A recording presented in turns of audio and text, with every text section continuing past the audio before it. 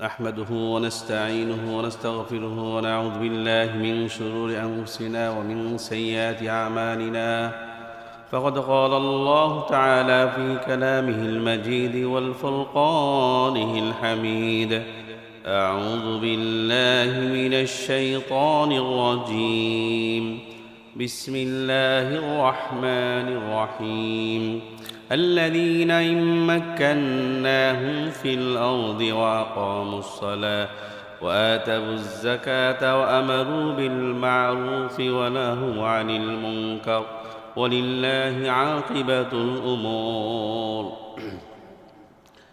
আমি সূরা হজ থেকে 41 নং আয়াত তেলাওয়াত করেছি। আল্লাহ পাক রব্বুল আলামিন বলেছেন যে যাদেরকে আমি ক্ষমতা দেই তারা পৃথিবীতে কায়েম করবে আমার 4টা হুকুম।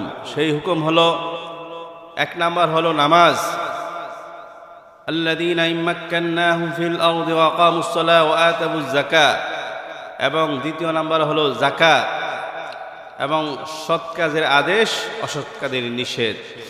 এই 4টা বাস্তবায়ন করবে। এখন আমাদের দেশে সারা পৃথিবীর মধ্যে মুসলমান যে রাষ্ট্র, বিশেষ করে আমাদের বাংলাদেশের মধ্যে যারা এই মুসলমান দাবি করেছেন, ক্ষমতায় আসছেন, তারা কি এই 4টা বিষয় বাস্তবায়ন করেছেন? আল্লাহ পাক রব্বুল আলামিনের 4টা হুকুম বাস্তবায়ন করেছেন? আমাদেরকে দেখতে হবে। সামনে আমাদের দেশকে সুন্দরভাবে, ভালোভাবে এবং মানুষ যেন তারা সুখে শান্তিতে বসবাস করতে পারে, এই ব্যবস্থা করে আমাদের দেশকে এগিয়ে নিতে হবে।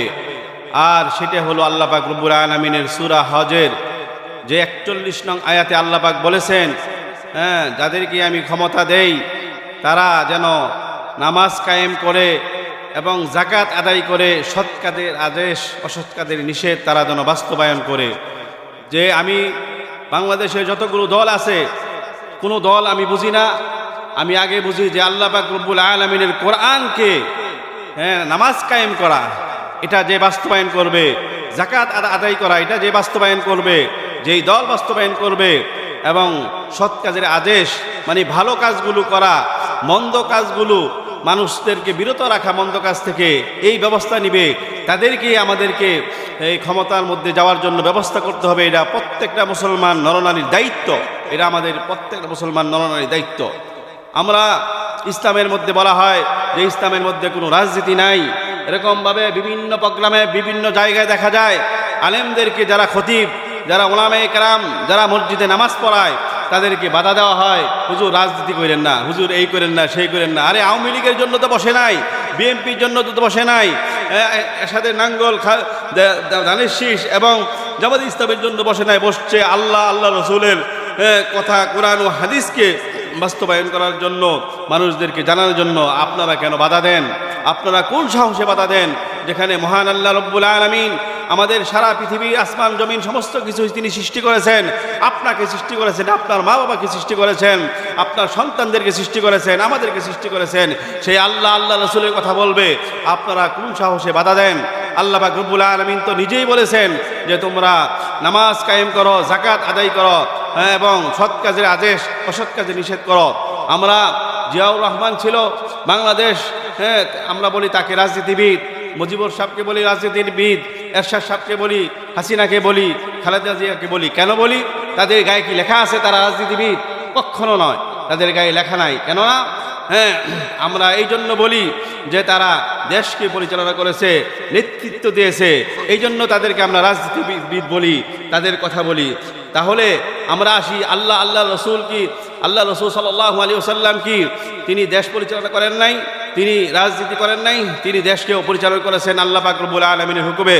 আল্লাহ পাক রব্বুল আলামিন যেইভাবে বলেছেন দেশকে পরিচালনা করার জন্য, সেইভাবেই তিনি দেশকে পরিচালনা করেছেন। যেহেতু আল্লাহ রসুল সাল্লাল্লাহু আলাইহি ওয়াসাল্লাম দেশকে পরিচালনা করেছেন, তিনি হলো সবচাইতে বড় রাজনীতিবিদ।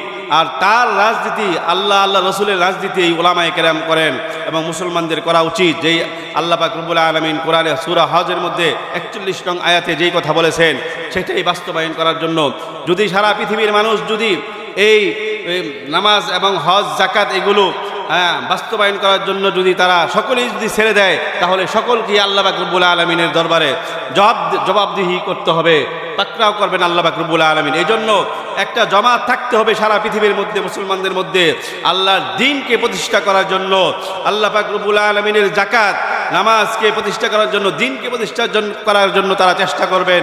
এটাই আল্লাহ পাক রব্বুল আলামিন চেয়েছেন। আমরা যদি আল্লাহর বিরুদ্ধে যে এবং পশ্চিমা অন্য যারা আছে ইহুদি খ্রিস্টান নাসারা তাদের পন্থা আমরা অবলম্বন করি, আল্লাহ পাক রব্বুল আলামিন বলেন ইয়া আইয়ুহাল্লাযীনা আমানু লা তাত্তাখিযুল ইয়াহুদা ওয়ান নাসারা, হে ঈমানদারেরা তোমরা ইহুদি নাসারাদেরকে বন্ধু বানায়ও না, তোমরা মুসলমান পরস্পরে ভ্রাতৃত্ব বন্ধনে আবদ্ধ হয়ে যাও, তোমরা বন্ধু হয়ে যাও। তাহলে আল্লাহ পাক রব্বুল আলামিন যে কথা বলেছেন যে মুসলমানদেরকে সহযোগিতা করতে হবে, আজকে আমরা মুসলমান হইয়াও আমরা চাই না আল্লাহর হুকুম, চাই না জাকাত কায়েম হোক, নামাজ কায়েম হোক, জাকাত আদায় হোক, তাহলে আল্লাহ পাক রব্বুল আলামিনের দরবারে আমরা কি জবাবদিহি করব?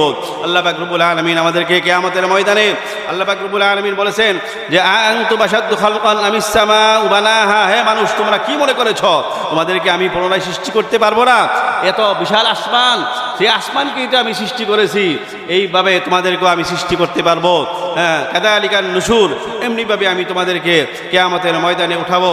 তাহলে আমাদের সকলকেই আল্লাহ পাক রব্বুল আলামিনের এই যে হুকুম আছে, হুকুম বাস্তবায়ন করার জন্য দেশকে যেন ইসলামী অনুযায়ী এবং কোরআন হাদিস অনুযায়ী আমরা যেন চলতে পারি, সারা পৃথিবীর মানুষ যেন চলতে পারে, সেইভাবে আমাদেরকে ব্যবস্থা করতে হবে। সেই লোক, সেই জামাত, সেই দলকে আমাদেরকে ক্ষমতায় নিতে হবে। মহান আল্লাহ রব্বুল আলামিন আমাদেরকে সেই তৌফিক দান করুক, যেন মহান আল্লাহ রব্বুল আলামিন আমরা সামনে আগামী ভবিষ্যৎ যেন আমাদের সুন্দর হয়। আমরা যেন যারা ইসলামকে বাস্তবায়ন করবে, নামাজকে বাস্তবায়ন করবে এবং জাকাত আদায় করবে, এটা সরকারিভাবে করা যায়, এটা সাধারণভাবে কোনো ওলামায়ে কেরাম পারবে না। কেন পারবে না? কেন হুজুর সাল্লাল্লাহু আলাইহি ওয়াসাল্লাম পেরেছেন। কেন? পলিটিক্স হলো একটা সংবিধান, একটা শক্তিশালী রাষ্ট্র পরিচালনা করার একটা মাধ্যম হলো পলিটিক্স, এটাকে ইংলিশে বলা হয়। আর এটাই আল্লাহ রাসূল বাস্তবায়ন করেছেন, ওমর রাদিয়াল্লাহু তাআলা আনহু বাস্তবায়ন করেছেন এবং সাহাবায়ে কেরাম বাস্তবায়ন করেছেন। যেহেতু তারা করেছেন, আমরাও করতে পারবো, মুসলমান করতে পারবে, সারা পৃথিবীর মানুষ যারা মুসলমান, যারা ইমাম, যারা কোরআন ও হাদিস অনুযায়ী আলেম হয়েছেন, তারা সকলেই করতে পারবেন। এজন্য আমরা আল্লাহ পাক রব্বুল আলামিনের দরবারে এটাই আশা করব যেন সারা দেশের মুসলমান এবং ওলামায়ে কেরাম একসাথে হয়ে আমরা ইসলামকে প্রতিষ্ঠা করতে পারি। আল্লাহ পাক রব্বুল আলামিন আমাদেরকে ইসলামকে প্রতিষ্ঠা করার জন্য চেষ্টা করার তৌফিক দান করুক। আমিন। ওয়া আখিরি দাওয়ানা।